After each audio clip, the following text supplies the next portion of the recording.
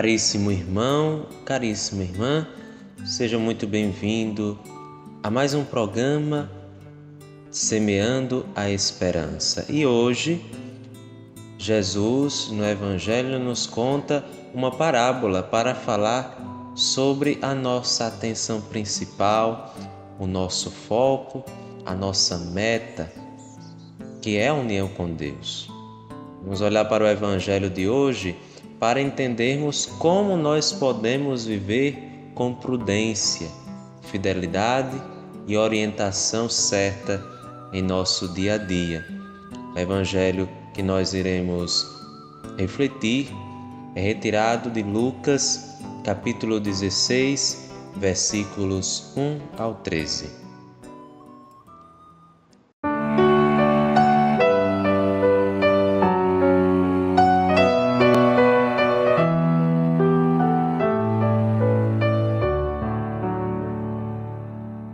Naquele tempo, Jesus dizia aos discípulos: um homem rico tinha um administrador que foi acusado de esbanjar os seus bens. Ele o chamou e lhe disse: que é isto que ouço a teu respeito?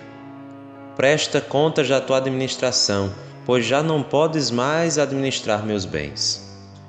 O administrador então começou a refletir: o Senhor vai me tirar da administração. Que vou fazer? Para cavar não tenho forças, de mendigar tenho vergonha. Já sei o que fazer para que alguém me receba em sua casa quando eu for afastado da administração. Então ele chamou cada um dos que estavam devendo ao seu patrão e perguntou ao primeiro: quanto deves ao meu patrão? Ele respondeu: 100 barris de óleo. O administrador disse: pega a tua conta, senta-te, depressa e escreve 50. Depois ele perguntou a outro: e tu, quanto deves? Ele respondeu: 100 medidas de trigo. O administrador disse: pega a tua conta e escreve 80. E o Senhor elogiou o administrador desonesto, porque ele agiu com esperteza. Com efeito, os filhos deste mundo são mais espertos em seus negócios do que os filhos da luz. E eu vos digo: usai o dinheiro injusto para fazer amigos, pois quando acabar, eles vos receberão nas moradas eternas. Quem é fiel nas pequenas coisas, também é fiel nas grandes. E quem é injusto nas pequenas, também é injusto nas grandes. Por isso, se vós não sois fiéis no uso do dinheiro injusto, quem vos confiará o verdadeiro bem? E se não sois fiéis no que é dos outros, quem vos dará aquilo que é vosso? Ninguém pode servir a dois senhores, porque ou odiará um e amará o outro, ou se apegará a um e desprezará o outro. Vós não podeis servir a Deus e ao dinheiro. Palavra da salvação, glória a vós, Senhor.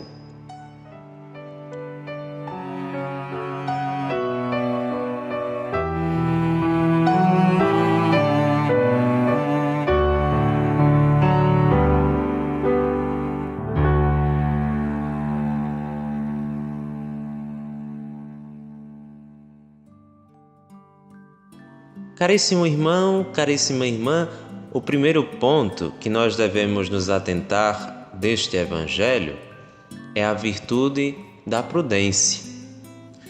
Nós lemos no versículo 8 que os filhos deste mundo são mais espertos em seus negócios do que os filhos da luz.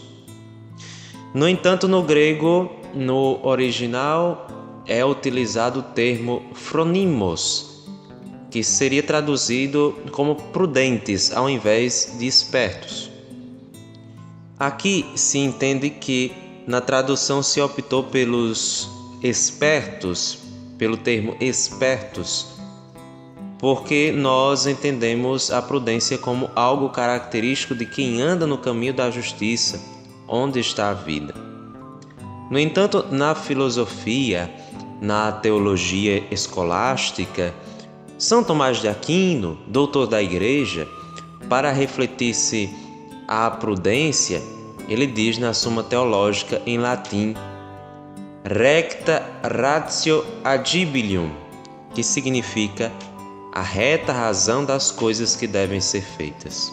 Ou seja, diferentemente de uma simples astúcia, esperteza, a virtude da prudência é uma virtude moral e intelectual, pois reside na razão prática e dirige a ação conforme o bem. No Evangelho de hoje, aquele administrador utiliza da prudência para um bem dele. E aí o Senhor da parábola elogia a esperteza, a prudência daquele administrador. E aí São Tomás ensina que a prudência não consiste apenas em considerar o que se deve fazer, mas em ordenar a execução, o como, mostrando que ela só se realiza plenamente quando conduz à ação.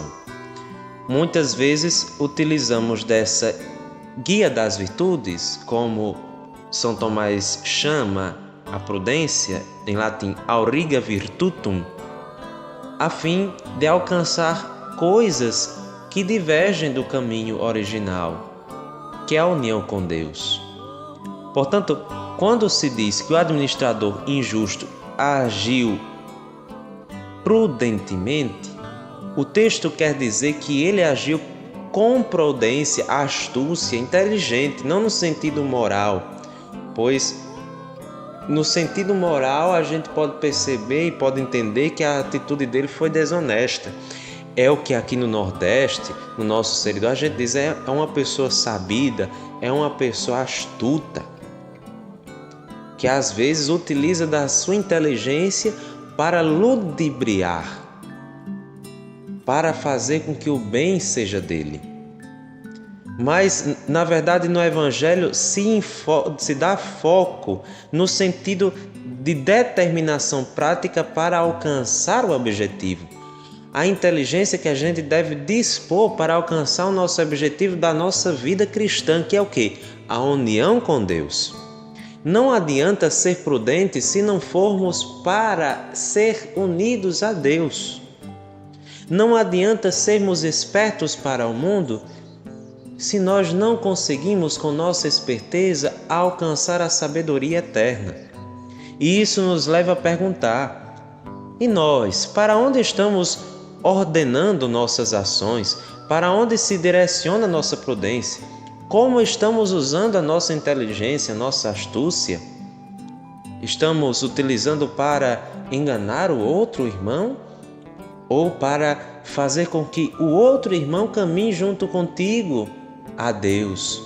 Para fazer com que no teu caminho utilizes dessa razão, dessa astúcia para chegar a Deus. Outro ponto do Evangelho de hoje é a nossa fidelidade para com Deus e o cuidado que a gente deve ter com os tropeços no nosso caminho. Os pecados veniais, chamados pecadinhos, como a gente costuma dizer. Jesus continua sua explicação dizendo que quem é fiel nas pequenas coisas, também é fiel nas grandes. E quem é injusto nas pequenas, também é injusto nas grandes. Lá no versículo 10. Como nós acabamos de ver, a prudência é a guia das virtudes e, portanto, é uma cocheira da justiça. Todo aquele que é justo é prudente, pois seria impossível que um juiz bom não saiba medir bem e objetivar os seus juízos a um fim, porque afinal é da essência do juiz conduzir o julgamento. E o juiz deve ser astuto e prudente, porque sem a prudência ele não consegue julgar. Então todo aquele que é justo é, portanto, prudente. A nossa fidelidade para com Deus é medida na obediência amorosa, que, segundo São Francisco de Sales, no seu livro, nas suas conferências que são elencadas lá no livro O Caminho das Virtudes, Na 11ª conferência, São Francisco de Sales diz que a obediência para com Deus é uma obediência amorosa, cega, pronta e perseverante. Ser fiel a Deus é sempre ser prudente nos seus mandamentos e cumprir o seu mandato de amor, como ele diz lá em João capítulo 13. Como eu vos amei, assim também vós deveis amar-vos uns aos outros. Ser fiel a Deus é cumprir, é ser obediente com o que Ele nos convida. No entanto, nós sabemos que quando alguém é fiel até nos detalhes da vida, ele ama muito mais. Quem verdadeiramente ama e preza pelo trabalho, prezará por ele e dará todo o seu esforço até nas pequenas tarefas. Quem preza pelo seu casamento, preza prudentemente e fielmente pelo amor, e não por outra consequência, por outra meta. Só é feliz no casamento quem ama verdadeiramente e este amor está escondido nos detalhes da vida, não nos momentos grandes, mas nos pequenos detalhes, nos pequenos momentos da vida, nas pequenas presenças, nos pequenos gestos de amor. É isto que Jesus quis dizer quando ele disse que quem é fiel nas pequenas coisas também é fiel nas grandes. Vendo isso, também percebemos a importância do cuidado para com os nossos pecados. Nós nos acostumamos muito facilmente a dar muita ênfase aos grandes pecados, aos pecados mortais, e a gente não percebe que o que nos leva a esses pecados são justamente esses pecadinhos que a gente deixa com tanta mísera importância. Quem está preso em algum vício começa a cair nesse vício através desses pequenos tropeços até chegar a uma grande queda. É como o ditado: de grão em grão a galinha enche o papo. Portanto, sede fiel nas coisas pequenas e serás fiel nas grandes. Sede prudentes para livrar-te dos pequenos pecados e também serás prudentes contra os pecados que matam. Por isso é importante a gente cortar o mal pelas raízes, que são finas, pequenas, e não pelo tronco robusto, porque afinal o trabalho é maior e possa acontecer que, dependendo da árvore, pode crescer de novo. E às vezes pode crescer ainda mais robusta. Tem que se cortar pelas raízes, por aquilo que nos leva a pecar. Já falamos sobre 2 aspectos importantes no caminho da vida: o foco, a prudência, e a atenção permanente, ou seja, a fidelidade no caminho, observando as pedras que nos fazem tropeçar. E agora passamos para o principal do caminho, que é a meta. Diz Jesus, no versículo 13, ninguém pode servir a 2 senhores. Quem, porventura, pode andar num caminho pensando em outro? Quem pode se casar pensando em outra pessoa? Que marido, que homem pode se casar pensando em outra mulher? Que mulher pode se casar pensando em outro homem?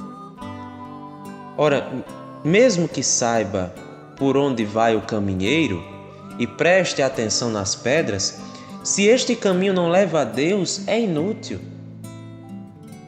Se a gente tem esperteza, como eu já falei, mas esse caminho não leva a Deus, a gente não presta atenção no nosso caminho, se a gente foge da cruz, porque afinal a cruz é e faz parte do caminho do cristão, a gente não chega a Deus.